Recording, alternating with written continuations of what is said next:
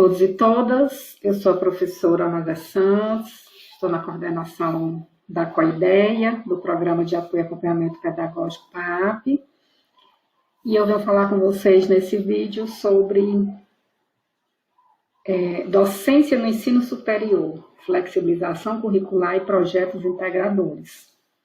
Não iremos aprofundar o assunto, porque é um debate muito importante, muito complexo e deve ser feito com muita profundidade, mas iremos apenas pincelar algumas questões que consideramos relevantes para o início do debate. Então, qual a intenção dessa discussão?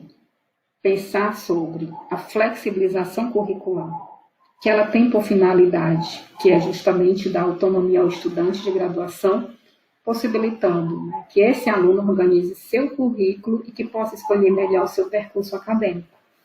Isso soa como se nós estivéssemos dando para o aluno toda a responsabilidade da sua formação. Mas no decorrer da discussão nós vamos entender que o professor, a equipe gestora, a instituição, são os responsáveis por esse processo formativo, mas que propõe ao aluno a oportunidade de escolhas no seu percurso. Alguns temas que iremos abordar rapidamente.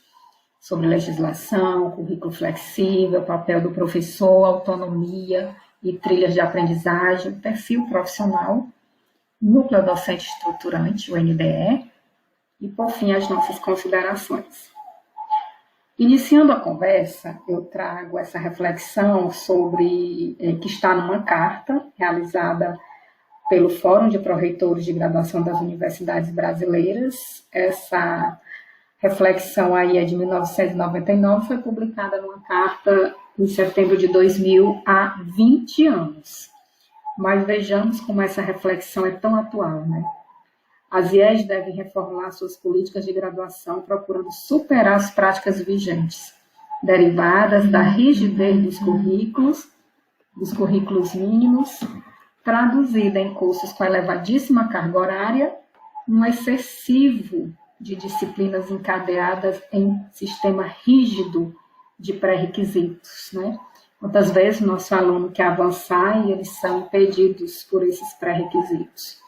Quantas vezes nós recebemos disciplinas para fazer equivalência e não as fazemos porque entendemos que aquela carga horária não é adequada, porque ele não fez conosco a disciplina, porque ele cursou em outra universidade, não contempla o que nós queremos e pensamos para esse profissional e tomamos a decisão de não aceitá-los.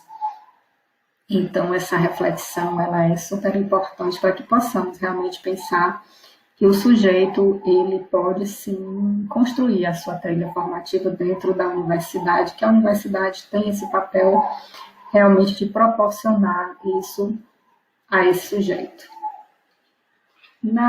Sobre legislação, eu trago aqui apenas uma reflexão sobre o Plano Nacional de Educação, né, o nosso PNE, sobre a estratégia 3.1 da Meta 3, que traz justamente isso, né? Essa possibilidade realmente de um currículo flexível, onde eu vou pensar, incentivar, né, as práticas pedagógicas com abordagens interdisciplinares estruturadas, numa perspectiva realmente de organizar os currículos escolares, tá? E aí a gente pode pensar aqui nas universidades, porque que organizamos na universidade reflete na escola, de maneira flexível, diversificada, onde tem os conteúdos obrigatórios, mas também tem essa parte eletiva, que o aluno pode realmente trilhar o seu caminho, buscar as suas trilhas formativas, né, suas trilhas de aprendizagem. E as diretrizes curriculares nacionais já apontam para isso, para um currículo flexível.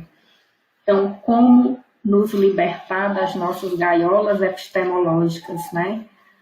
Como é que podemos, sim, nos libertar disso e trabalharmos mais em pares e pensarmos nas nossas áreas como áreas que possam realmente serem interdisciplinares e transdisciplinares. Isso é uma reflexão que precisamos realmente iniciar ou dar continuidade na academia. O currículo flexível, né? Falamos muito em currículo flexível desde que ele não se meta com a nossa área. Isso é, de fato, algo que é muito comum entre nós, professores da universidade, com certeza também na educação básica isso ocorre, porque discutir currículo nunca é em solo nivelado. Sempre temos as nossas divergências, porque defendemos alguns pontos de vista, mas, como eu disse anteriormente, essa discussão ela perpassa realmente uma mudança cultural, de quebra de paradigmas, que só será realmente realizada se houver realmente uma mudança de pensamento entre nós. Um currículo flexível, ele permite que o aluno ele construa, né, seu autoconhecimento. Nós precisamos deixar os nossos alunos serem mais maduros, até porque na universidade nós precisamos abrir os olhos para aquele aluno recém-ingresso do ensino médio, mas também para aquele aluno que já está no mercado de trabalho e que volta à universidade para se atualizar. O objetivo de um currículo flexível é reestruturar a matriz curricular, optando por deixar algumas disciplinas, parte comum e obrigatória do curso, para que os alunos possam construir as suas trilhas, né? Suas trilhas formativas, mesclando com outras disciplinas, com outros cursos, e escolher a sua formação e o seu percurso a partir das suas preferências e das suas necessidades profissionais. Para isso, para o desenvolvimento desse currículo não é fácil, né? São muitas as dificuldades enfrentadas. Por quê? Porque é uma ideia, realmente, é uma proposta moderna e inovadora, que visa realmente intensificar a qualificação dos estudantes em áreas que eles possam ter maior interesse, especialmente considerando as suas intenções profissionais para o futuro e a capacitação para tal. A ideia é que o estudante realmente tenha autonomia para trilhar seu próprio percurso formativo, sem aquele controle de uma matriz rígida, né? As chamadas grades curriculares, que nós não queremos mais chamá-las assim, mas infelizmente o currículo ainda está preso em grades.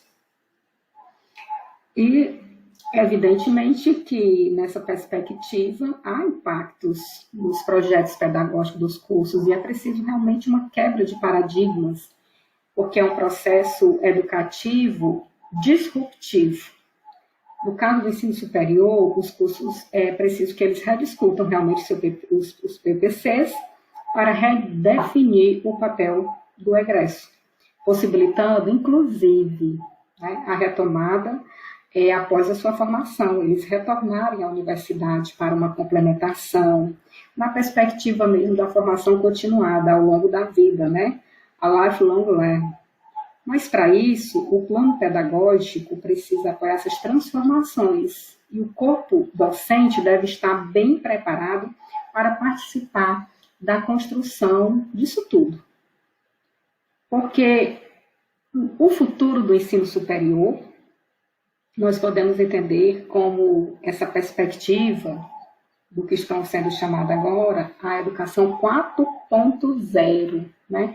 Que ela está centrada no conceito de mão na massa, do aprender fazendo, essa ideia realmente de formação que valoriza o autodesenvolvimento do aluno, a construção de valores e as competências e habilidades baseadas em diferentes atividades experienciadas por este aluno. Nesse contexto, a tecnologia emerge como elemento importante para flexibilizar e otimizar o aprendizado, né? E isso, nós podemos até citar, por exemplo, o ensino híbrido, que é uma realidade que nós precisamos realmente compreender e entender nesse momento, né? É uma tendência realmente da educação 4.0, com foco nesse sentido, nas metodologias ativas, que auxiliam muito, mas precisamos realmente preparar os nossos professores e nossos alunos para o futuro do ensino superior, para essa educação 4.0. e por meio, realmente, de projetos integradores, entendendo que os professores não estão sós, né? Entendendo que nós não estamos sozinhos, que nós precisamos trabalhar em pares, entendendo que a carga horária daquela nossa disciplina tão excessiva, ela precisa ser dividida, redividida e repensada para possibilitar realmente essa ideia de currículo flexível. E aí, os projetos integradores, eles vêm com esse objetivo de tornar a aprendizagem dos alunos mais concreta e significativa, com mais clareza, com a conexão entre os diferentes componentes curriculares e áreas de conhecimento, na perspectiva mesmo da metodologia científica, de desenvolver projetos de pesquisa, conectando também esses projetos com a vivência dos alunos em suas comunidades. Essa ideia de projeto integrador é uma ideia que pode proporcionar uma contextualização da aprendizagem, mais criatividade, visando que o conhecimento construído ao longo do seu desenvolvimento, ao longo do desenvolvimento do aluno nesse contexto, realmente seja significativo para a formação dele. Isso já acontece, né, em alguns níveis do ensino superior, mas precisamos realmente ampliar essa visão, né, porque não está universalizado, está muito longe disso, e nós precisamos realmente iniciar o debate na academia para que esse currículo flexível ele possa realmente ser estruturado. Pensando assim, na ideia de um currículo de base comum e o restante com essa flexibilização. Esse realmente é o futuro da educação e a gente não pode mais pensar ou ficar trabalhando com currículos rígidos. Nesse sentido, o papel do professor fica preocupado, né? O que é que eu vou fazer se o aluno agora vai definir o que ele quer realmente fazer da vida dele, a construção da formação dele. Mas o papel do professor continua sendo indispensável e fundamental, porque é o professor que vai pensar nesse currículo flexível, nessas trilhas de aprendizagem. Para isso, ele vai precisar repensar a sua prática, as reflexões do professor vai ser no sentido dele se apropriar mais dos artefatos tecnológicos, das metodologias e tecnologias emergentes que estão presentes na vida dos alunos, e que isso vai promover a sua atualização a partir desses recursos, porque ele vai propor ao aluno aulas mais participativas e com produção de conhecimento, proporcionando também ao aluno maior engajamento nas aulas. Por quê? Porque o aluno está fazendo exatamente o que ele queria fazer, foi uma escolha dele, da sua trilha de aprendizagem.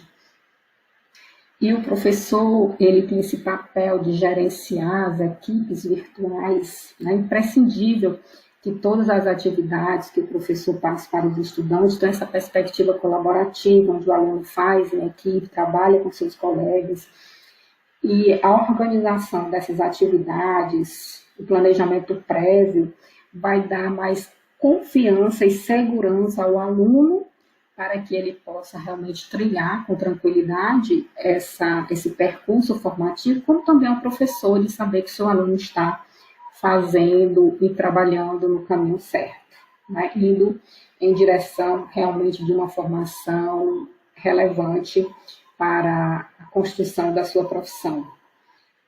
E nesse sentido, o gerenciamento do tempo, ele vai ser importante porque é preciso sim trabalhar com essa divisão do tempo, porque o aluno e também o professor é preciso entender que muitas vezes os alunos dizem, né, o professor tal pensa que só tem a disciplina dele. E aí nós precisamos compreender essa relação entre o tempo e todas as atividades, né? Atividades acadêmicas, pessoais e profissionais, sem sobrepô-las e sem também perder a organização desse tempo, né?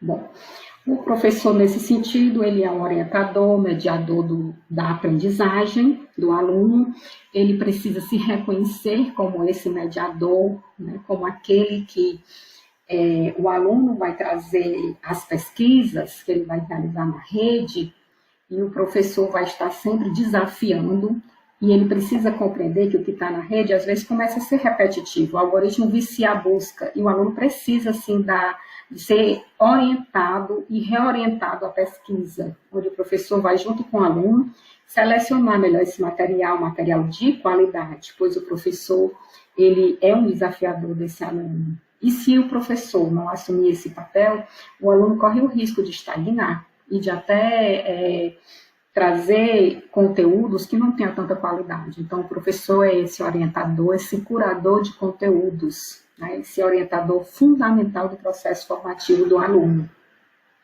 É ele que prepara as trilhas de aprendizagem. Né? Então, o professor, ele tem esse papel de estruturar a graduação para que o aluno possa alcançar os seus objetivos profissionais.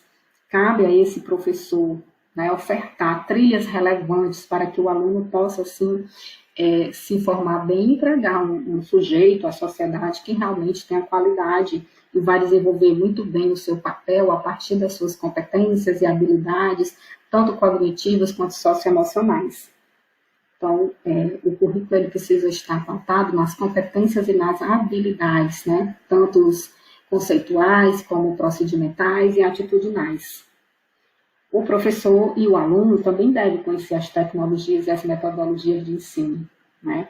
Verificar quais que são acessíveis e entender que hoje o currículo ele não pode estar distante dessas possibilidades tecnológicas e metodológicas.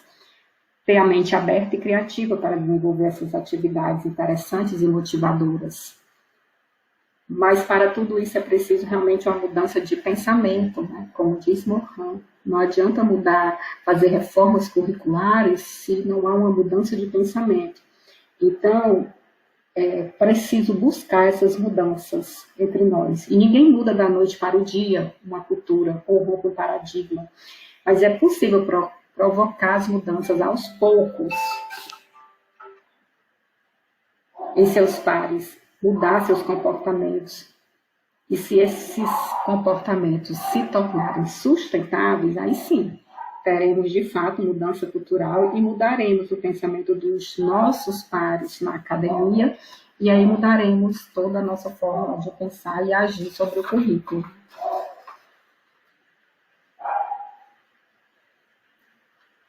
O aluno, ele busca de fato autonomia, né, para as suas trilhas de aprendizagem. Se nós formos pensar, eu, como já fui coordenadora de curso, sei quantos alunos buscavam disciplinas eletivas para cursar fora do seu curso, buscar outros aprendizados. E era muito interessante porque eles buscavam e muitas vezes eles eram deparados com aquela carga horária mínima, aliás, máxima, que eles podiam cursar, e aí eles não conseguiam realmente fazer as disciplinas que eles gostariam de fazer, porque tinha as optativas, né, que eles sempre chamam de optatórias, e as eletivas que eles gostariam que fossem uma carga horária muito maior para que eles pudessem realmente transitar pela universidade, onde tinham disciplinas que eles gostariam muito de ter a oportunidade de cursar, mas que não podiam, porque a matriz curricular ou, entre aspas, né, a sua grade curricular não permitia isso.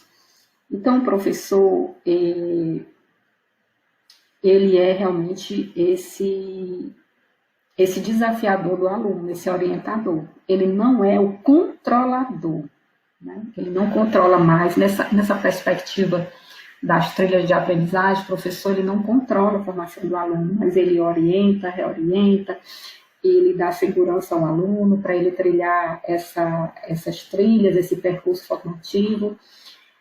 E essas trilhas formativas, elas são conjuntos integrados e sequenciados de experiências que orientam o aluno em seu processo de aprendizagem. E as trilhas, elas precisam ter essa ideia realmente de autonomia para que o aluno possa construir o seu autoconhecimento com foco nas habilidades técnicas e competências essenciais para a sua formação. É importante reforçar uma formação sólida. O professor, ele não vai determinar essa formação, mas ele vai orientar, né? O professor é o grande mediador, é fundamental, ele é muito importante nesse processo. Ele tem que entender que conteúdos, conhecimento estão em toda parte. O aluno entra na rede e ele encontra um mundo lá de informações. É tanto que teve uma pesquisa, né, na Pearson, e onde era que os alunos aprendiam mais. Aí eles disseram que ficou muito dividido, meio a meio, entre o professor e o YouTube, né? Então, é para a gente pensar que realmente o conteúdo está em toda parte, mas é o professor, o curador desses conteúdos, ele que vai selecionar o conteúdo que tem maior qualidade, é mais importante da formação do aluno. Não impondo, né? Mas dialogando e mediando com o aluno esse conhecimento. E é nesse sentido que o professor colabora com o aluno, né? Que ele seleciona junto com ele. Ele não impõe o conhecimento, ele não impõe as suas próprias referências, né? Os seus teóricos, mas ele orienta o aluno na busca realmente de conteúdo de qualidade. Ele não apresenta só a sua visão, mas as visões em geral sobre determinados assuntos, e o aluno também pode compreender que um problema pode ser resolvido em várias áreas e não só na sua própria área, né? Então, entender também essa reflexão sobre a inter e a transdisciplinaridade e o trabalhar junto, né? O labor conjunto.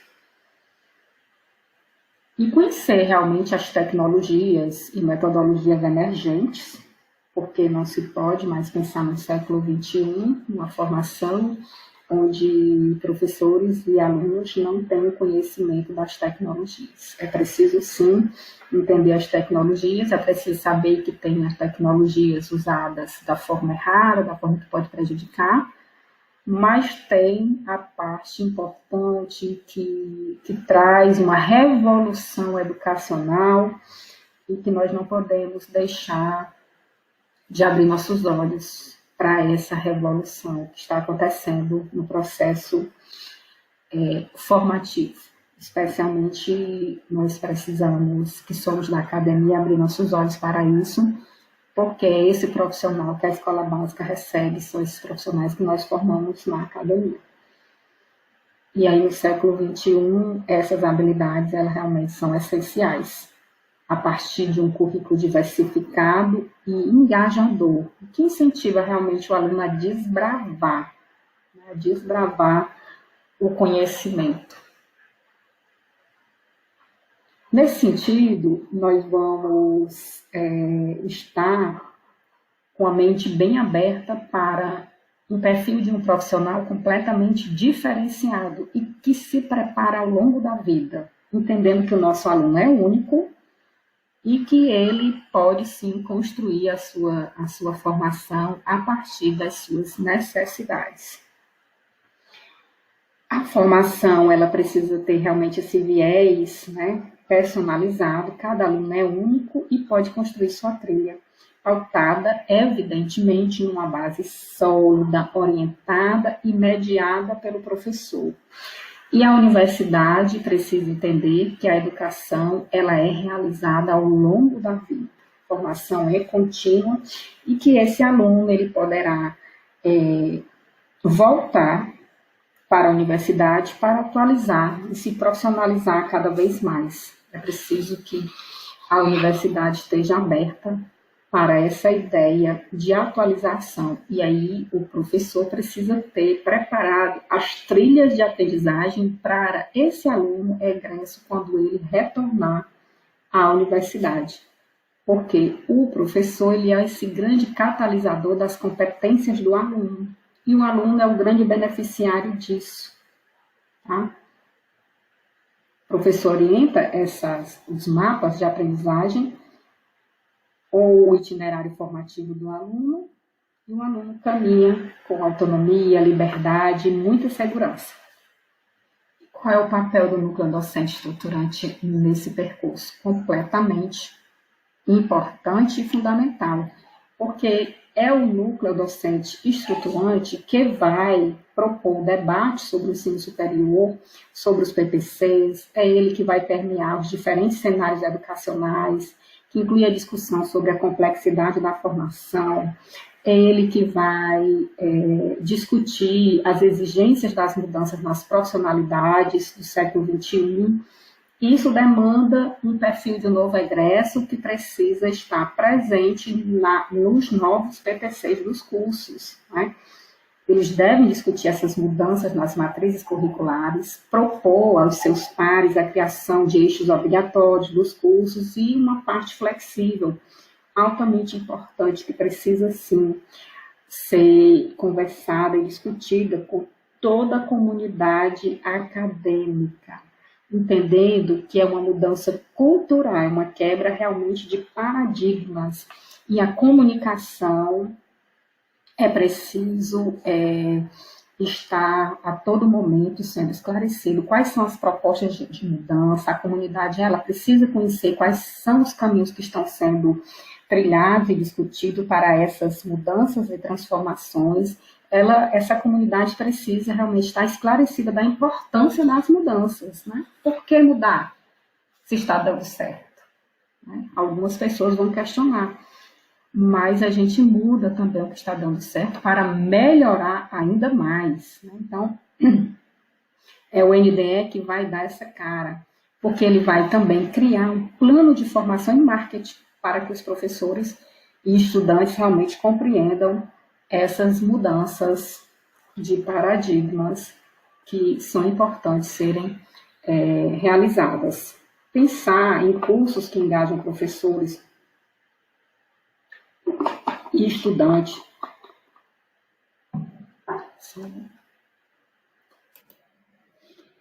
É o NDE que vai engajar professores e estudantes e estimular saudavelmente as discussões curriculares, que são oportunas para o momento.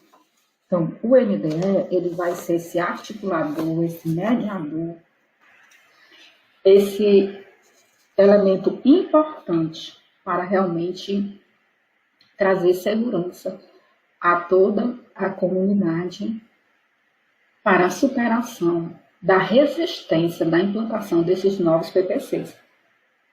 É importante fazer com que todos compreendam que a construção da identidade profissional de uma determinada área é um processo complexo, tá?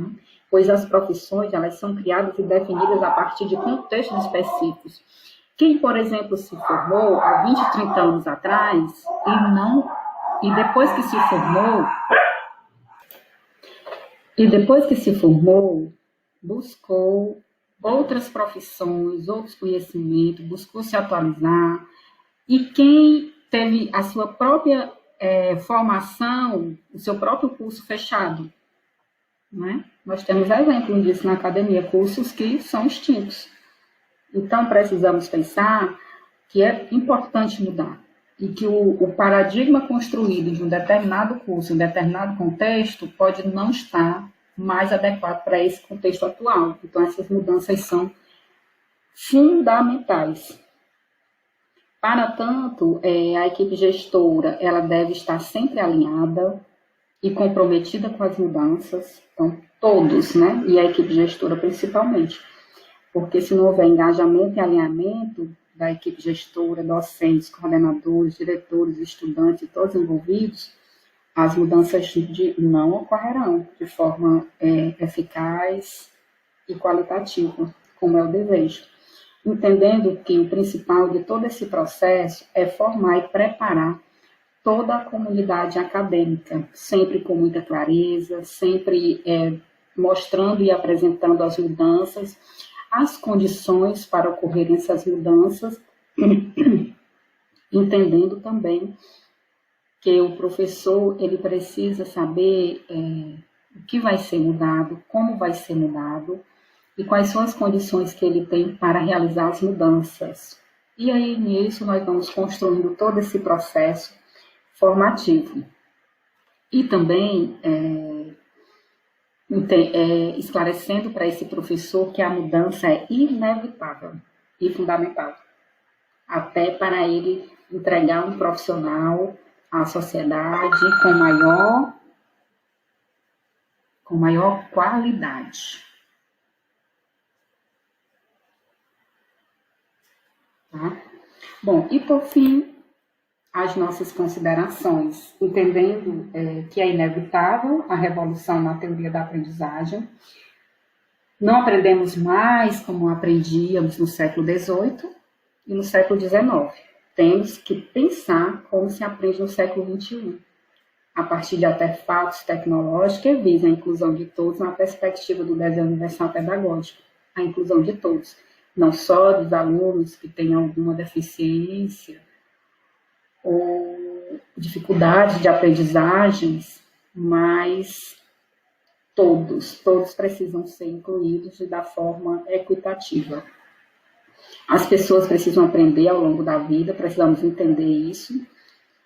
As trilhas de aprendizagem, elas precisam também atender a esse aluno egresso para que ele possa voltar à universidade e continuar se formando ao longo da vida.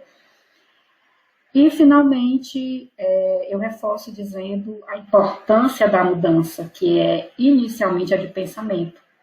Como já falei, não adianta mudar a matriz curricular, fazer reformas, grandes reformas curriculares, se nós, professores, não mudarmos a nossa forma de pensar e de agir como professores e formadores no século XXI.